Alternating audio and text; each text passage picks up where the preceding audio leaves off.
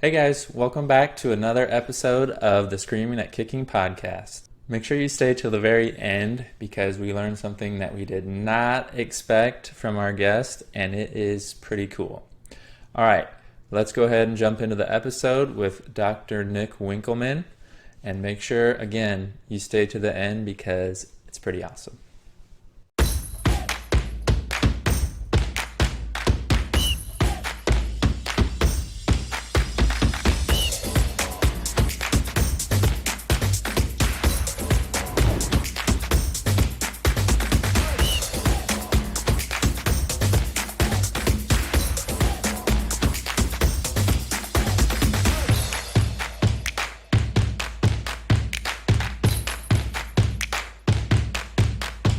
Hi, Nick. Thanks so much for joining us today. We're super excited to have you on here.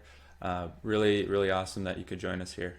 Yeah, Tyler, Omar, my pleasure. Looking forward to it. Awesome. So before we get started, just a quick, let's get a little background for our listeners here. I'm curious too, just about how the language of coaching became a real focal point in your life and your career, and then just a background on how you got to where you are today. Okay. How much time do we have here? I'll try to give you a canned response. I'm a strength conditioning coach by trade. I have been a strength conditioning or athletic performance, as we typically refer to it now, for almost 20 years. And so got all the degrees in exercise science and whatnot, and I've always had an interest in physical performance and physical development. And so my career is really, call it, I'm on chapter two. So chapter one, I spent a decade. I spent 10 years working for a company called Exos, formerly Athletes Performance, which is basically a private high performance entity whereby I usually tell people their in season was every professional sports off season. And now the organization is international, services elite military, Google Intel, as well as all the known professional sports. My role there was really twofold. I oversaw our coach education department, which would run week-long courses all around the world at this point. And so very much so I see myself as one part coach educator, but the other part was as a S&C coach. And I kind of cut my teeth, as they say, working with elite military as well as NFL or aspiring NFL athletes. And specifically within that, I would work in what we referred to as our NFL Combine Development Program. And I oversaw the speed and kind of movement skill methodology across the organization at our various sites and ran it myself in Phoenix, Arizona. And so for those that are kind of unfamiliar, basically we get the best collegiate football players in January. We have them for 8 weeks. It's basically an NFL Combine boot camp, and we're trying to get them as big, strong, and powerful, physically and mentally ready for the NFL Combine, as well as their first year, ideally if they're drafted in the NFL. And so very much so my canvas as a coach was in helping players move better on the field. And so even though initially strength coach, you think of the gym, I very much so focused on linear speed development, agility, expression of power, change of direction, and even on-field movement skills. And so I like to think of myself as a bridge between what we traditionally do as strength conditioning coaches and what a sport requires. But knowing that many people on here are skill coaches themselves, we know that the complexity of skill requires us to be quite effective in our coaching, in our communication, and our ability to take someone from where they are to where they want to be. And so by chance or choice, I'm not sure which, I just fell in love with the world of language, the world of communication, and trying to find better ways to get the ideas out of my head and into the player's body such that they could OTC, they could own the change. And for me at the time, over that 10-year period, which was 2006 to 2016, I found that at least as a strength and conditioning coach, so much of our education was in what to coach, right? The reps, the sets, the exercises, and the drills, but we were so limited in our focus around how to coach it, how to communicate it. How do I get the ideas off the program and into the person? And so that sent me on a journey that now is well over 10 years in the making, where I have studied the intersection between what we say as coaches and what an athlete then focuses on, and how that impacts in a real moment performance and learning. And so that still very much so is in the focal point of who I am and what we'll be talking about today. But to bring you up to speed, chapter 2, I joined Irish Rugby as the head of athletic performance and science in 2016, and I'm still on board over here. And basically my role is to support and oversee athletic development across our national as well as our 4 professional teams. And so again, I still have Coach Ed as well as actual coaching on the ground in my blood. And I guess what we'll be talking about today is my recent book that was published last year, just at its first birthday in April, The Language of Coaching. And that book, it really is the 10 years in the making of thinking and applying insight around how to optimize our words. And as I say, get to the words that work when it comes to coaching individuals. Awesome. And your experience in there really shows through, because just even early on, you're talking about how, as a coach, you can get an athlete to do something pretty specifically as you're there, like, no, let's just fix this right here. And then they can do it in front of you and it's awesome in practice. And then you take them to a game scenario and you're like, what happened? What happened? So the experience of that, like just reading that, I was like, yes, this is exactly what I'm looking for, like how to make that happen and stick. Yeah, and Nick, my own personal experience reading the book is something I think a lot of soccer coaches like myself struggle with. Is obviously we have the words in our head and then the words that come out of your mouth, and then there's what the player hears. So those 3 things, sometimes they're not, on the same wavelength, they're not congruent. And that's one of the biggest benefits that I had reading the book, is to have to get those 3 things in line together. It's what I have in my head, how I communicate it, like you said, the how instead of the what, because the what is easy. And then it's what the player hears. So for me, that was one of the biggest eye-opening things about this book. So I really, really enjoyed going through it. Well, Omar, to pick up on your point, you're using 2 really important words, and I just want to spend a moment naming them and sharing them, because I think it'll help people start to, as they're listening, organize their own language, their own communication. I mean, for everyone listening and watching, think of yourself as having a language locker. And that language locker, to kind of use the sport reference, we use language for different purposes. Now, one purpose is to explain why we do something, right? Another purpose is to explain what we're going to do. And another purpose is to explain how we're going to do it. So almost imagine all 3 of those. We need them all. We need the why, we need the what, we need the how. But each of those require its own form of language. Think of it as linguistic communication skill. And each of those are a different skill. Your skill to convey why, what, and how. And so let's just emphasize the what and the how. Very often when we're teaching a skill, let's say it's striking a ball, how to kick or pass, whatever it might be, there's 2 ways that we can think about that. We can think about explaining that from the third person perspective, as if we're watching it, as a coach does, or as an athlete, a player does when they're watching a video, or we can explain it from the first person perspective as the person doing it. And just right now, as a coach, I want people to reflect on that, because how often are we using language to describe something as if we're talking about it in the third person, as if we're watching it, versus offering up language that puts someone in a state of mind as if they're the actual person doing it. And so let's just give an example. Now, if you can forgive me, I'm not a soccer coach, but I think one thing that soccer in my world have in common is sprinting, running. So I'm going to use sprinting for a lot of my examples today, and I'll riff off any soccer examples both of you provide. So if we think about sprinting, and we say, okay, there's explaining what to do, and then there's explaining how to do it. In the explaining of what to do, that's the third person perspective. That's as if we're looking at this thing together and describing it as you would to describe anything, let's say, to a child.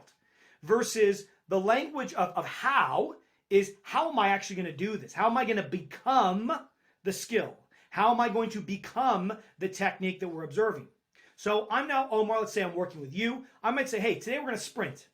Here's a demonstration of a sprint. Look at what needs to happen. That knee needs to go forward. We call that hip flexion.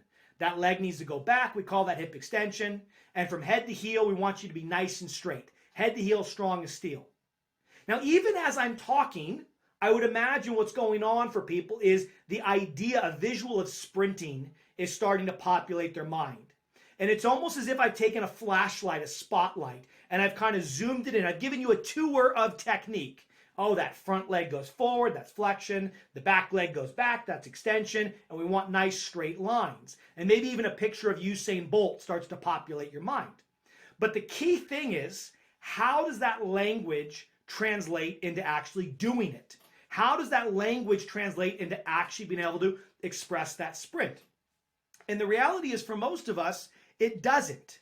And let me give you an anecdote, a footnote, because I think everyone listening or watching will have felt this and seen this.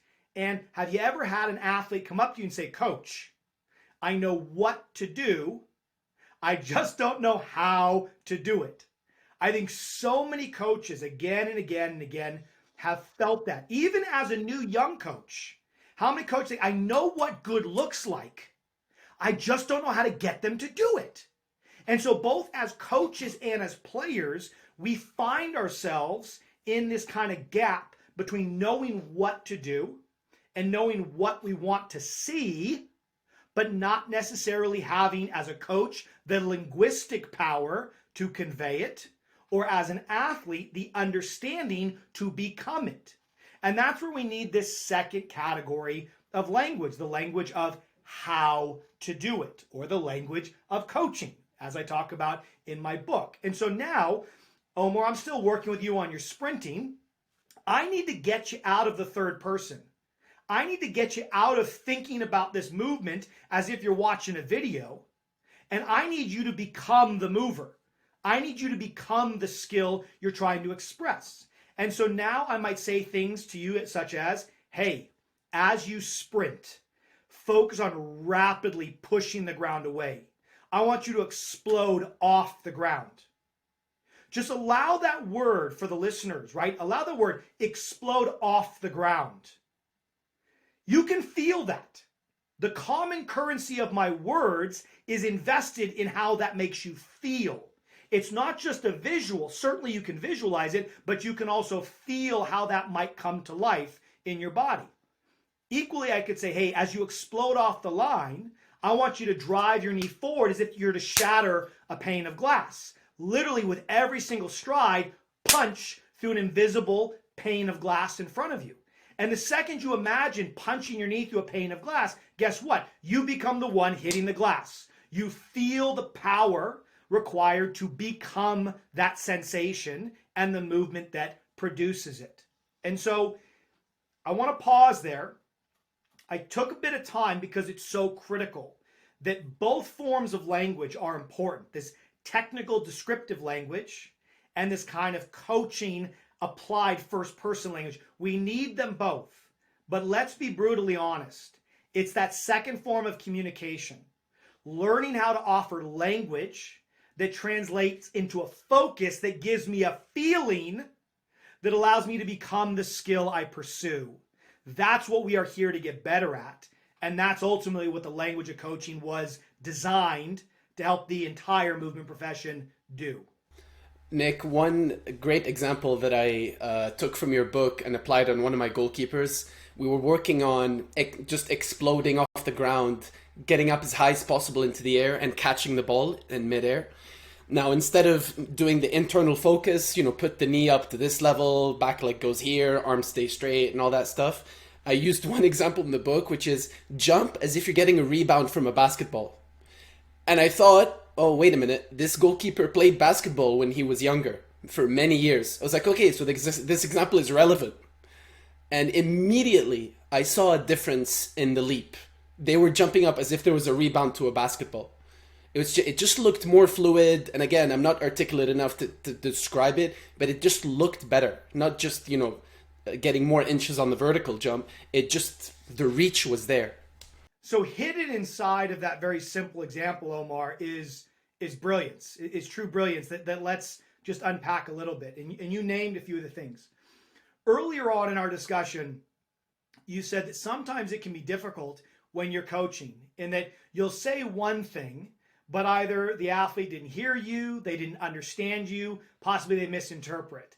And so we always have this challenge of translating the words we use to describe something into the words the player will understand such that they extract the same meaning.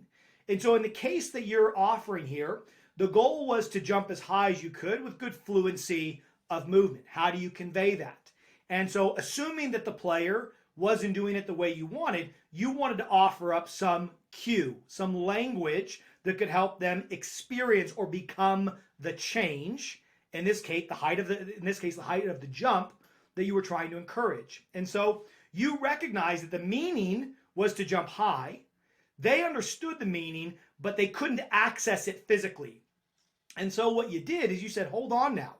This person used to be a basketball player. There's a parallel between basketball and goalkeeping in this case and catching the ball at the highest point, and that's getting a rebound, which by its very nature requires you to go above other people.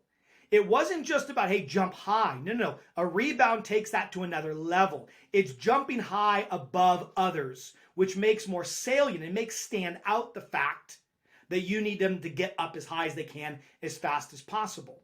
So there was a parallel. This is the first key thing you did. There was a parallel between the rebound and the skill you were teaching. And so in this case, you used an analogy. You compared something they were familiar with, the rebound, to an aspect of this skill they were less familiar with, catching a ball at the highest point from a goalkeeping perspective. Once you made that connection, they realized the skill solution, the movement solution was already inside of them, but it's like they just hadn't found it yet. So you were rummaging through the junk drawer and you finally found the key you were looking for by way of analogy. But the other key thing you did there is not only did you make sure that the movement to movement comparison captured the essence of what you were teaching, you also used something that the person was familiar with. And this is where the vast majority of coaching language falls down, is that we use words, anecdotes, reference stories, and visuals that the athlete simply has no experience with. It's not a failure of the cue in any principled manner, but it's a failure of the cue to land and make an impact on the person. And so the key reasons, there's two of them, those analogies you offered worked, is one, the analogy was relevant to what you were teaching, and two, it was familiar to the athlete.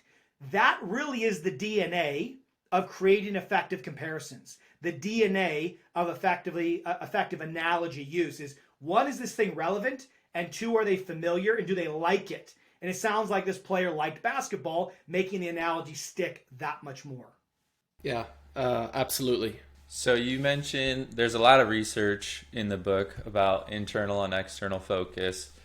Can you explain, just dig in a little bit more about how the external is getting better results? We've already teed ourselves up to answer this question, right? So earlier we talked about language used to describe what needs to happen. So think of it as technical language, and then language used to describe how to actually do this thing, and that both are important.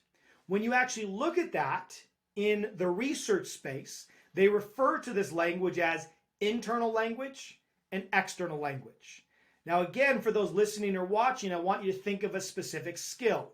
Doesn't matter what the skill is, but a specific movement skill that you coach and teach on a daily basis. And so for me, again, I'm going to use the reference of sprinting. So internal language is any coaching language that references body parts, body positions, or muscle action. So things like flex your hip, squeeze your glute, extend your leg, dorsiflex, drive off your big toe, chest up, back flat, stomach tight, so on and so forth. So think of internal language as being technical language, anatomical language, typically descriptive language. Now, based on that as a definition, we can see how internal language makes a whole heck of a lot of sense when I'm describing what should happen, when I'm describing the features of the technique. And very much so, it's the language I would use from a third person perspective as I'm pointing things out, almost like on an anatomy chart. But then there's this other kind, right? This language of how to do it. And that typically comes from the perspective of an external focus.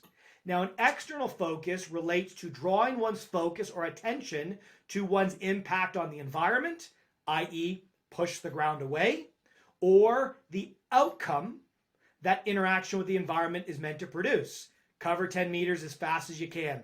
Beat this person you're racing to your right over the 10-meter line, whatever it might be. Pass the ball to your teammate 10 meters up the field, right? So either it's a clear external outcome or it's the interaction with the environment. So again, talking soccer here, you might reference how you want the touch on the ball, right? If you want under, side, over, whatever it might be, that's external, and still it's my impact with the environment. So what we're looking at then with an external focus, think about it. When you're the one doing the moving, right, you are your arms. This is silly, but it's actually accurate. You are your arms, you are your legs, you are the skill, you are the coordination. So I don't need to tell you how to use your body. I just need to give your body a goal. I need to give you a clear direction insofar as how you are meant to interact with this physical environment, the ground, a teammate, an opponent, the ball, the net, the goal, whatever it might be. And so this is where an external focus allows you to coordinate your movement in terms of the outcome you're trying to achieve, right? Push the ground away, explode towards the ceiling, catch the ball at the highest point, catch the ball at the highest point like you're pulling down a rebound, gradually rise off the ground like a jet taking off if I'm coaching speed. And so here now we have internal language describing what to do, external language allowing me to download how to do it, what the experience should be like from the first person. Now, you're right to mention, Tyler, that there is a ridiculously large body of literature on this that kicked off in '98. And so we're looking at now, 23 years of evidence, north of 250, right, peer-reviewed studies, papers on this topic. And there's easily 90% agreement across age, gender, novice to elite, strength, power, speed, agility, individual, team sports, remedial things like balance, to complex things like throwing a baseball and everything in between. And the findings are staggeringly consistent. And that is that when you adopt the appropriate external focus, you not only tend to perform better during practice in the moment, but more importantly, you tend to learn better, which means something about offering an external focus while I am moving allows me to own the change, to absorb the change that the coaching language is trying to stimulate in the first place. So the key thing then is simply to recognize that when we talk about internal versus external, internal is used to describe what's going to happen. You're going to use it in the team room. You're going to use it during video analysis. You're going to use it when you're discussing what happened or what didn't happen. The key thing is, and the word is and, not or, it's and, you want to add this new piece, which is the language of how to do it. And certainly everyone listening, you're going to have used external cues. You'll see it in your own coaching. You will have used analogies. The question is, are you using them on purpose, by choice versus chance? And are you systematically trying to organize your messaging such that you put the what before the how? The key thing is we want the moment before they move to be sacred. And we want to protect that moment for the language that is going to help them generate a focus that allows them to move better, not only in practice, but more importantly, in competition. And that's where in that moment, in that island before they move, we want it to be an external focus or an analogy. People listening might be saying, gosh, a lot of my cueing is just by chance. It just comes to my mind, or maybe I hear another coach use it. How can I actually generate better language? How can I get to the words that work? Recognizing that even though 3 goalkeepers, OMAR, right, need to work on the same aspect of technique, you might actually need to generate 3 different cues to actually make the connection so that they can download the meaning that leads to the change. And so you almost need a schema, you need a system, you need a mental app that allows you to do this on the fly. And we can get into this, but this is where my external cueing models and my analogy models are exactly designed to do just that, to help you develop what I refer to as a habit of cueing, so that in real time you identify what needs to change, you describe that, and then you can synthesize quick language that's going to resonate with them, actually make the movement better. And ultimately, again, that's the heartbeat of what the language of coaching is about. You know, Nick, I was actually on the phone with my U.S. soccer B license instructor, Gareth Smith, and he actually has your book. So we started talking about it, and it's very funny. He mentioned to me that in Canada, a country so competitive in hockey, been competitive for decades, they actually changed the wording across the coaching education system, where they say when we don't have the puck, we're hunting, we're not defending. Yes. So from the age of 10 years old, we teach the kids we hunt in packs. We're not defending, we're not trying to win back possession. They want to use that specific word because they know the image that it creates, and that enthusiasm just it helps create the better movements that they're looking for. Well, 100%. I mean, contrast that with when we're on defense, we need the three of you to go after the puck together versus we need a hunt. Okay, one is a dissertation. The other one is a soundbite, okay? And the soundbite, you can download so much more meaning and emotional energy from it. Because when we hear the word hunt, we think of packs. And the cool thing is, I might think of lions. You might think of wolves. Someone else might think of, dogs. Whatever it might be, it doesn't matter. We can all translate the way packs hunt to our own mind, but it gets us to the same meaning, where a group of individuals are aggressively pursuing a common end, which is going to be beneficial to us and not so beneficial to them in the case of actual hunting. And so in just giving a bit more depth behind the word, it's just OMAR when you made the reference to the vertical jump and rebounding. When we start to realize the power of our language, and we can start to then identify, hey, here's what we want to change, either tactically, in the example you just gave, or individually from a skill expression. Whether I'm trying to coordinate a bunch of individuals or a bunch of joints, I'm still trying to get a bunch of disparate parts to work together. And so this is where our external cues and our analogies work for both technical and tactical language generation. Identify the problem, and then identify language that simply conveys the solution to that problem in a highly emotional, visual manner that in 1 to 2 to 3 words is going to get everybody to coordinate together or get the body to coordinate together. But this is a skill. People need to realize this. What we are talking about here is a skill. Just because one day you came up with a very good tactical cue for this aspect of your defensive formation does not mean that every single time you have a tactical problem or a technical problem to solve, you'll be able to do that. And so this is where I encourage people to start to elevate their awareness and arm themselves with the actual machinery of meaning making in the way they generate coaching language.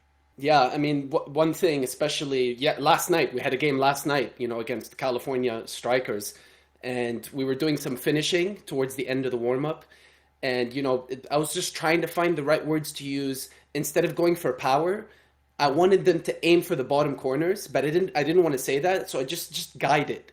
It's a pass. Just guide it into that bottom corner. That's all it needs. That's a goalkeeper's worst nightmare.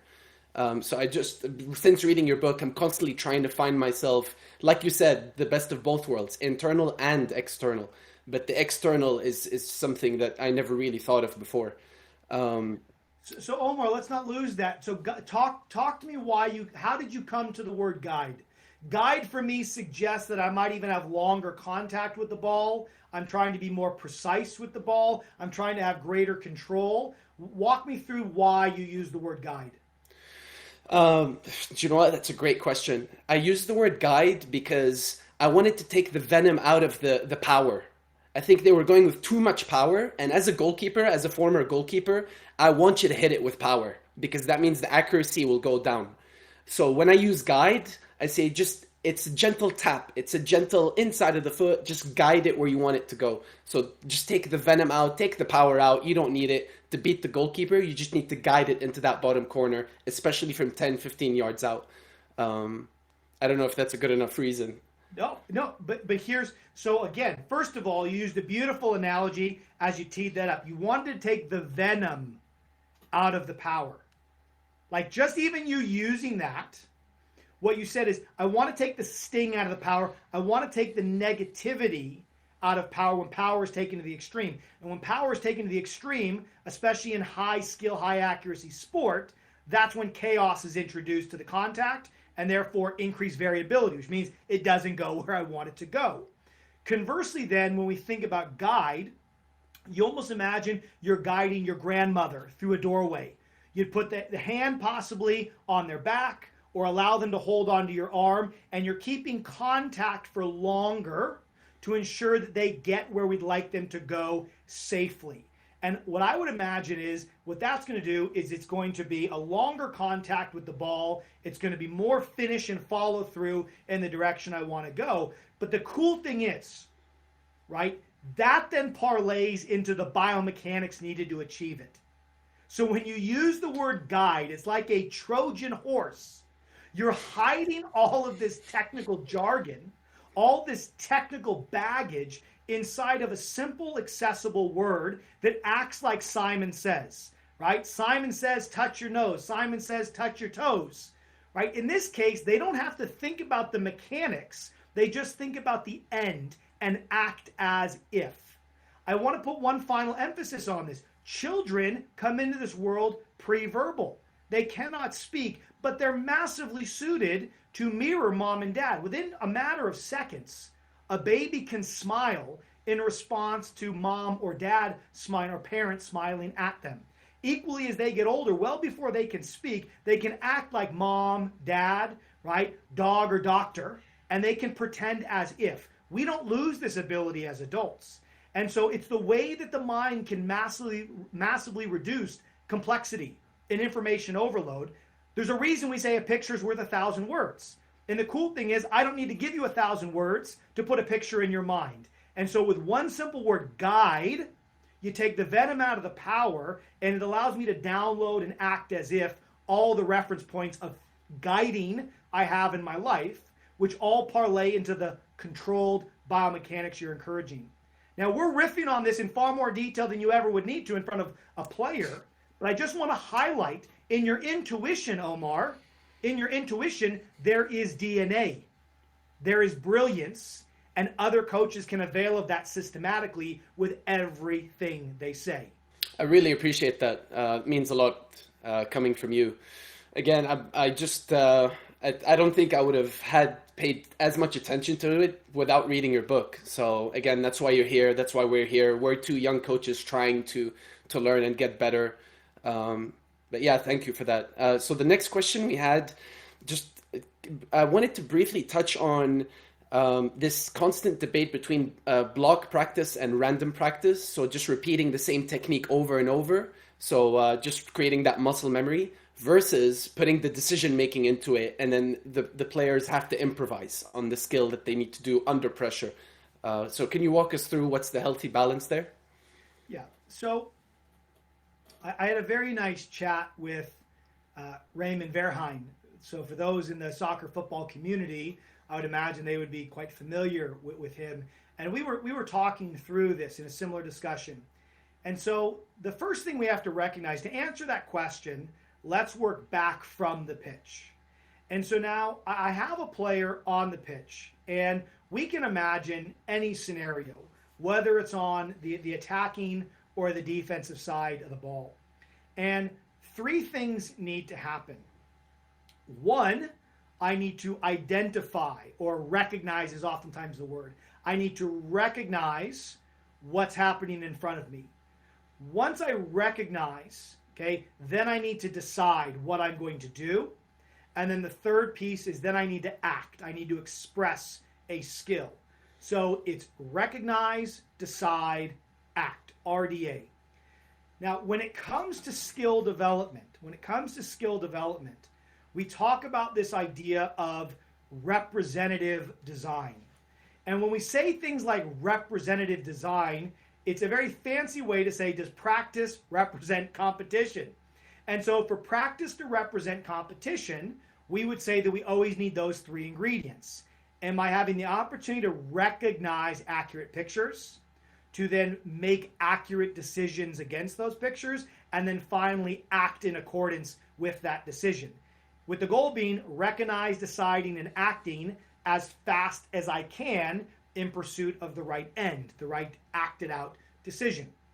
So now we're talking about this whole idea of skill development versus the context with which that skill is expressed.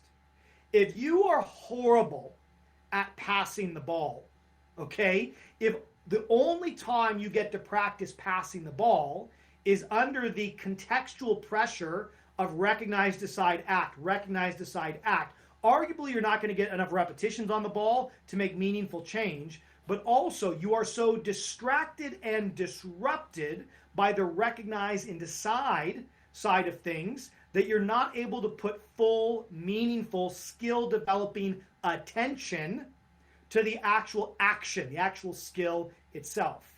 The beauty is, it doesn't have to be one or the other. Good coaches will have opportunities for skill development as well as skill in context. And skill in context, as you might imagine, becomes more and more important the more elite the player becomes, assuming more and more of their individual actions, their individual skills are becoming more and more automatic and at the level we want. At the end of the day, at elite, international, and national level competition, it usually comes down to speed of recognition and decision, because everyone's skills, if we tested them in isolation, are where they need to be. Now, back to your question. Now that we've created that frame, what we're now discussing is, okay, let's say we've identified that someone needs to improve their skill. And maybe the skill is passing, maybe the skill is kicking on goal. Whatever it is, pick your poison. The question is, what's the best way in terms of design? We're not talking about language anymore. We're talking about how do we design a physical environment. What's the best way to do that to optimize skill learning? The first thing I will say is this. Individuals are individuals. So no one size is going to fit all. But there are generalities. There are averages that can inform best practice as a first attempt. And that's what we're talking about here in terms of contextual interference, right? And so the world of contextual interference, OMAR, as you bring up, basically asks the question, is it better to practice something in blocks where I do the same skill over and over again, where I take the same shot from the same spot 50 times? Or is it better to use serial order where, okay, I'm going to do 10 shots from this part of the pitch, then 10 shots from this part of the middle part of the pitch, and then 10 shots from the right? Or is it best to use random practice where, hey, out of my 30 to 50 shots, I'm going to kick the ball from a different part of the pitch every single time? Now, the argument for what that third category is referred to as random, the argument for that is aligned to representative design. In that, do you ever take the same shot from the same spot 2 times in a row? And the answer is very simply no. It would be like someone who's a baseball player only taking fastballs, right, in training, yet we know that they're going to randomly face a fastball, a curve, a changeup, so on and so forth. So we have this conundrum. Now, the evidence, first paper probably published in the early 70s, showed that when you looked at practice, they've done basketball, baseball, certainly they've done soccer. When you do block practice, you tend to have higher accuracy in practice. But then when you put someone in a more realistic environment, those that practiced under random conditions, even though their accuracy might have been less in practice, result in better learning and adaptability and expression when it's learning and retention in a representative environment. Which basically means when you practice in a blocked way, guess what you get better at? Block practice. And when you practice in a random way, you get better at random practice. And because random tends to be more representative of real life, you tend to look better in real life. And so that then has led everyone to say, oh, okay, random's better than blocked. But now let's say, Omar, you're working with a new kid, fresh off the block, who's just learning some of these things for the first time. Is that really the best way to go with them, where every single shot is from a different part of the field? Well, Jared Porter asked this very question. He said, maybe it actually makes sense that it's not so much blocked versus random, but the level of challenge, right? His question is, what if blocked was challenging? If you've never done something before, just because you do 10 reps in a row doesn't mean instantaneously you're an expert at it. And so what he did is he said, what if I take one group, give them blocked only, another group, give them random only, which has been the classic research, and then another group does first third is blocked, second third is serial, last third is random. And guess what? The group that used the progressive approach from block to serial random outperformed the random only group, and the random only group outperformed the blocked. And so what this says is it's more to do with the level of challenge, which then relates to the way we pay attention. The more challenging something is, the more we deploy attention. And attention is the currency of learning. You only learn from the things you pay attention to. So my strategic use of block, serial, and random practice should be directly related to the challenge and the appropriateness of the challenge based on the individual and their familiarity with the skill. And so for me, within a training session and across training sessions, I would think of the percent distribution going something like this. Earlier on in the preseason, I would do more blocked and serial, but I'd always have some random work involved in the session. As I move to the end of the preseason towards in-season, blocked would become less and less and less. Maybe it just becomes an isolated skill block, literally by name, and more of the work becomes random and contextualized. The key thing I'm trying to convey here is there is no one size that fits all. Ultimately, it's about challenging them at the threshold of their skill, because that's the interface of flow. That's the interface of development, and that's the interface that draws attention into the skill, which is the requirement to open the door for learning and absorption. Yeah, that definitely makes sense. I mean, with the soccer community, we always have discussions over what level of success do we want at practice, because obviously if the players are failing too much, then frustration kicks in and they're not learning. But if they don't fail enough, then obviously the session is too easy, right? 100%. No, you've nailed it. You've nailed it. Yeah. And so, Nick, there was one page that made Tyler and I really self-conscious, and we have so many questions. There's a pie graph that has your coaching cues, and it divides it up into a pie chart that says 50% of your coaching relies on analogies, 35% on external cues, 5% internal cues, and 10% other. Yeah. Now, we don't even know where to start with that. First of all, were you surprised when you saw those results? Was that like a distribution that you were aiming for? Walk us through that. That was a self-analysis, Omar. That's a self-analysis of my own coaching. Now, I've videoed and reviewed my coaching enough over the years to hold on those as pretty accurate numbers. The key thing with that is just, it starts out as a self-analysis. The key thing for me is you're looking at the moment before they move. So think of this. This is the last thing you say before they break out into a drill or they break out into a set of exercise, whatever it might be. And you're specifically interrogating the language you use in those moments around how much of it's analogy, how much of it's external, how much of it's internal, how much of it is more just say generally motivational or encouraging. That's typically what we mean by other. And so, for me, it didn't start that way.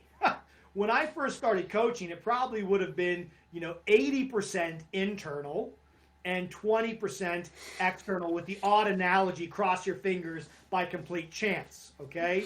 So this is where I say it again and again and again. And the chapter you're referring to is chapter 7. And the chapter literally is the roadmap. It's about how do we develop a habit of cueing. It starts with awareness. It starts with understanding where you're at, and then systematically applying solutions, at first off the field, and then inevitably on the field, until, in the same way you want the skills to become automatic with the players, you want these communication strategies, these communication skills to become automatic in you. The challenge is, this is not something you can buy. You can buy the book, but it's not necessarily going to mean that you can go out and do this. It takes effort. The reality is, so much of our industries across movement professions, whether you're sport coach, strength coach, physio, therapist, whatever it might be, is we're given the blueprint, the program of what to do, but we are left to our own devices to figure out how to do it, how to communicate it. And so you imagine how much time you spend accumulating the what, and how little time you purposely focus on developing the how. And once you recognize the chasm, the difference in distribution of where you focus your time developing as a coach, you realize, wow, I've got some work to do. But for me, that is an amazing opportunity because it aligns to why we all do this. You have a huge gap that, if targeted, is going to make significant differences to the relationship, the rapport, and the impact you can make on your players. And it focuses at the heartbeat of what we love doing, and that's owning the space between ourselves and the people we support. That's what the book is about, but it's not an overnight turnkey type solution. You're going to have to put in the time, even though what you're putting your time into principally is very simple. It just takes your attention and focus, just as your athletes take attention and focus to learn what you're teaching them. Awesome. Thanks so much, Dr. Winkelman. And we want to be very specific about your time. We don't want to take up your whole day or anything. We have one question that's a little different. We just want to hear a little bit about you. So can you share one thing that's outside of your field of study that excites you right now? It could be anything. Oh, well, I'll give you two things. One, a lot of people don't know, I'm an amateur DJ. So for me, music kind of runs through me. I literally have a full DJ set on the other side of this screen. So that's one thing that allows me to go pure creative, non-verbal, and Awesome. just jam out, running quite literally to the beat of my own drum. And the other thing is, I'm a massive reader of kind of Zen philosophy. So for me, trying to get back just the core philosophies of what it means to live the good life. That is perfect. That is so cool. Maybe we can get a track or something to play as the intro on this episode or something. That would be really, really cool. Yeah, absolutely. Or some pre-game hype music in the locker room. I would never say no to that. I'm on Mover, Movere, on SoundCloud. You'll find plenty of mixes there to get people hyped up. Awesome. We'll Perfect. definitely include that in the links. I thought it was interesting too, the DJing deliberate practice, I think it was, section in the book. I was like, man, I haven't seen anything like that. So I see where that's coming from now, and that's really, really cool. Absolutely. Dr. Winkelman, this has been an absolute masterclass in language of coaching, philosophy of learning, science behind learning. I know I've gotten so much out of it. Thank you so much for that. Yeah, Nick, hopefully we haven't embarrassed ourselves too much. Hopefully you'll come back again at some point in the future. We'd love to have you back on. There's just so much content in there that we left out. Just for the purpose of respecting your time. But yeah, could you please tell us what's the best way for people to find you and find your content? Yeah. Sure. So the Language of Coaching is available on Amazon and all the various sites. I have quite a bit of free content at thelanguageofcoaching.com. At Nick Winkelman will get you the fresh voice on Instagram and Twitter and the odd clubhouse room, and info at thelanguageofcoaching.com if you want to reach out. Perfect. Excellent. And also the platform for the music, what was it again? Oh yeah, that's SoundCloud. You can use SoundCloud or Mixcloud, and the handle is under Mover, which is Latin for movement. So Movere. I like it. That is awesome. Yeah, the players are kind of sick of my pregame music, so I might spice it up a bit. That's all I'm going to say. Well, if they like house music, OMAR, then they're going to get a kick out of it. Perfect. That is awesome. Thank you so much. Nick, thank you so much, and we hope to have future conversations with you as well. But yeah, thank you so much for coming on. Really appreciate it, and I'm sure our listeners will get a lot out of this. Please get the book, guys. Get the book, And enjoy the rest of your day. Thank you so much. Hey guys, thanks so much for listening to this episode. I trust you enjoyed it. Now we are going to let Mover take it from here with a track from his SoundCloud. That's Movere on SoundCloud. Go check it out. Movere. You're going to love it.